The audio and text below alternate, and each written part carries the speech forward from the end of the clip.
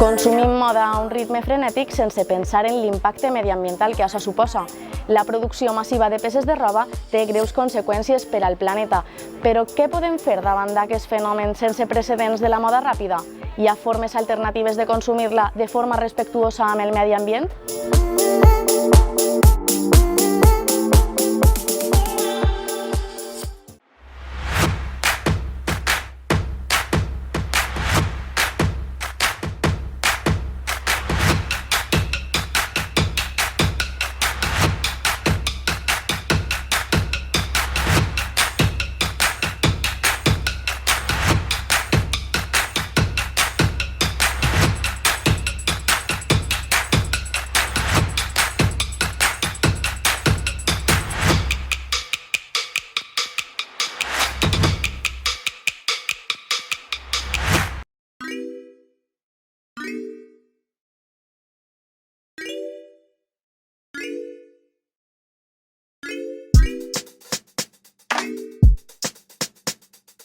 La moda a l'actualitat es basa en el concepte de fast fashion o moda ràpida, una producció i un consum massiu de peces de roba de pèssima qualitat amb materials sintètics i amb una vida útil efímera. El sector tèxtil es converteix així en el més contaminant del món després de la indústria del petroli. Però en els últims temps la moda sostenible ha experimentat un gran auge i les alternatives per a dur a terme un consum més responsable s'han multiplicat. Algunes entitats com Coopera Mediterrània, impulsada per Càritas, garanteixen un destí ètic i social per a les peces que dona la pròpia població. A més, es tracta d'un projecte d'inserció, ja que intenta donar feina a persones en situació o risc d'exclusió social. En la seva planta del territori valencià, ubicada a Riba-roja del Túria, es gestionen les donacions de tèxtil, calçat i complements que es produeixen en els seus contenidors. El 60% d'aquesta roba es distribueix a través de les 8 Coopera Store ubicades en el territori per a la seva reutilització. L'altre 30% es destina al seu reciclatge i a generar nous productes i la resta està destinada a la valorització energètica.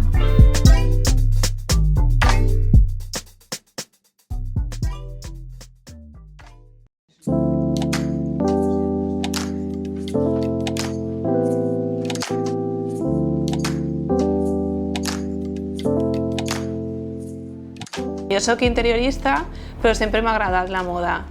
I fa 10 anys vaig obrir un dia l'armari i vaig dir pues, el tinc ple de roba i no sé què posar-me i segur que li passarà a molta gent. I vaig començar organitzant intercanvis de roba, que es diu d'Armari a Armario. I em vaig presentar a un programa d'acceleració de Social Nest, que eren 2 mesos per a projectes socials, i jo vaig presentar-me d'Armari a Armario i va evolucionar a Upcycling. Vam fer un estudi, vam veure que hi havia un problema en la roba de segona mà, que cada vegada hi havia més i que en altres països, com Amèrica, estava funcionant molt bé el tema de l'upcycling. I d'ahir va sorgir la plataforma, que van començar com a plataforma online, per a connectar a fashion lovers, que és gent que li agrada la moda, en fashion makers, perquè volien centrar-nos en la gent que consumia molt fast fashion, perquè al final la gent que busca moda sostenible al final troba les marques. I van pensar que la customització era una manera de tindre prendes de tendència, customitzant-les sense comprar. Una persona ens diu, tinc aquesta prenda i no sé què fer en ella, la tinc en l'armari, li enviem un qüestionari per a saber l'estil que té aquesta persona, per què li agrada aquesta prenda i per què no se la posa. Pues potser perquè li ve gran, li ve xicoteta, o perquè li agrada l'estampat, però jo que sé, la forma no li agrada. I segons aquest test, la nostra estilista li fa una proposta, li fa 2 o 3 propostes i una vegada ja està clar en què consistir la transformació, busquem a una costurera per a que la faça.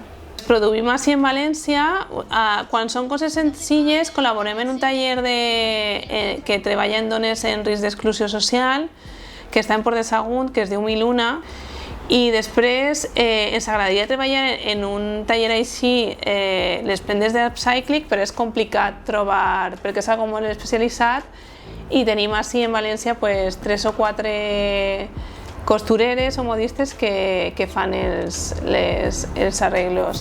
I després, si són en altres ciutats, doncs, també tenim gent en Madrid i en Barcelona que hem anat buscant per a, si sorgeixen allí customitzacions, doncs que siga algo de la mateixa ciutat per a evitar el desplaçament i l'envio, que també és contaminant.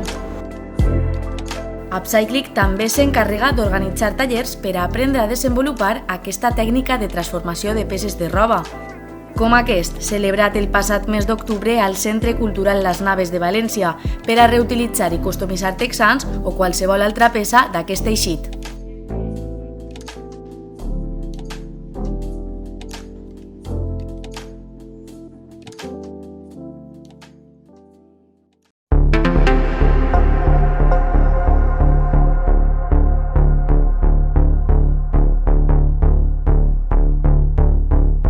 Com a col·leccionista, crec que el col·leccionisme és una de les altres disciplines que pot formar part de la moda sostenible o de l'slow fashion, perquè, per una banda, el que fem els col·leccionistes és seleccionar o reaprofitar peces per a preservar-les i donar un ús a museus, exposicions, tallers, qualsevol tipus de projecte cultural per a difondre el que és la història de la moda, però per altra banda també podem contribuir al que és donar una visió de l'slow fashion o com aquests dissenyadors que en el passat han confiat en l'artesania que no fa malbé al medi ambient formen part de la història i com el procés de la indústria de la moda ha canviat al llarg del temps i s'ha convertit en un procés nociu per al que és el medi ambient. Jo personalment, com a col·leccionista, vaig començar a recuperar o emmagatzemar aquestes peces que aconseguisc en 2015, que ha estat atesorant des d'aquest moment, i pense que se li han donat un bon ús perquè en col·laboració amb el Museu de la Festa, on soc comissari de la col·lecció textil, el que hem fet és difondre la importància de la moda sostenible, però també de com la moda pot contribuir a donar feina a una de les empreses artesanals més antigues de la història, com és la confecció. A més, des del museu el que hem fet és emprar una perspectiva de gènere i emplear a modistes, una feina que s'està perdent al llarg del temps, artesanal i que no és nociva per al medi ambient, per a recuperar totes aquestes peces. El que hem fet en el museu, o el que hem fet amb el meu projecte, ha sigut emprar aquesta col·lecció, la meva col·lecció privada, tant com la del Museu de la Festa, per a donar una visió, per una banda, didàctica de la història de la moda a través d'exposicions, i per altra banda, aquestes peces ens han servit per a fer desfilades o jornades de recreació històrica, amb les quals hem donat una visió de la importància de la indústria de la moda quan és sostenible i és respectuosa amb el medi ambient, comparant-ho amb la història de l'art, com els grans creadors de la història de l'art també ho són els dissenyadors, i d'esta forma donem una visió històrica de la moda per a que la gent conegui la importància d'aquesta indústria.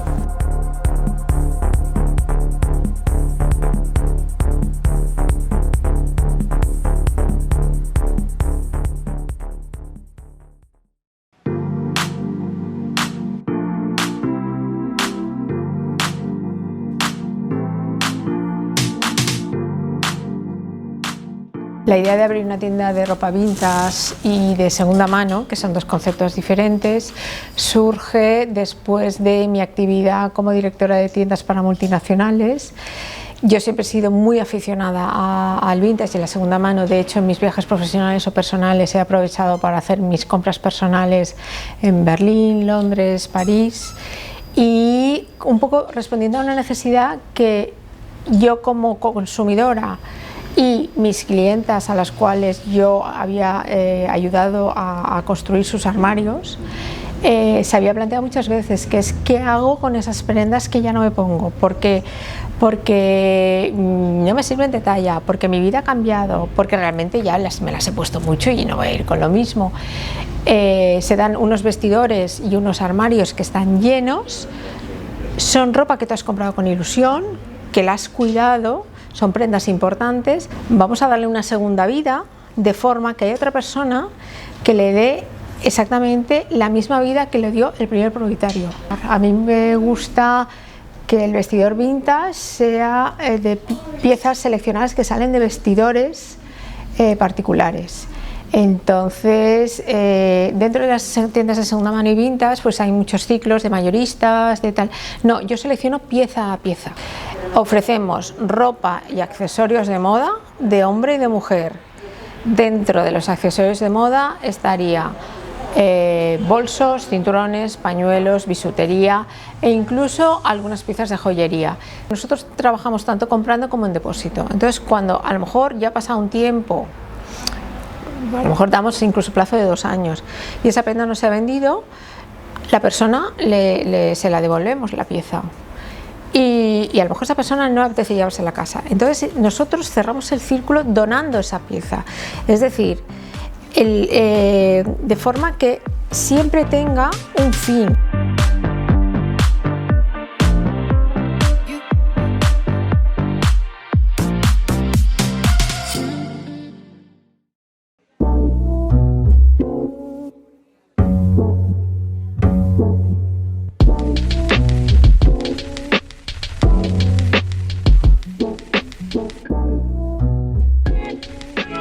L'Associació Cultural Il Quartiere organitza periòdicament un màrquet de venda per part de particulars. Aquest, en concret, va ser celebrat el passat mes d'octubre en la escuela de Ruzafa. Es una iniciativa muy chula que hace años empezó. Yo empecé a venir hace como 3 o 4 y es un punto de encuentro en el que particulares venden, intercambian las cosas que ya no utilizan. Hay cosas de todos los precios, de todas las calidades, cosas muy interesantes y es una oportunidad de deshacerte de cosas que ya no utilizas, darles una segunda vida y tú también pues que a encontrar cosas que te vienen muy bien a precios muy asequibles. Yo diría que somos unos 20 vendedores en estos momentos vendiendo. Yo ya llevo con ellas, por ejemplo, en este market, llevo pues 5 años. Habitualmente en otros mercados también he participado y bueno, y la verdad es que ves como cada día, pues la gente pues se preocupa mucho sobre todo por el medio ambiente para que todo sea más rodado. Son precios asequibles, sí que algunas personas tienen alguna prenda más especial a un precio determinado, pero en general de 1 a 5 euros puedes encontrar maravillas. Muchas veces tenemos ropa en casa, otras veces a lo mejor hay personas que retiran esas ropas y te lo ofrecen incluso, te dicen, oye mira, pues a lo mejor para tirarlo en un contenedor, pues esto se te puede dar a ti y te facilitan. Gracias a esas personas pues también se pueden hacer este tipo de market.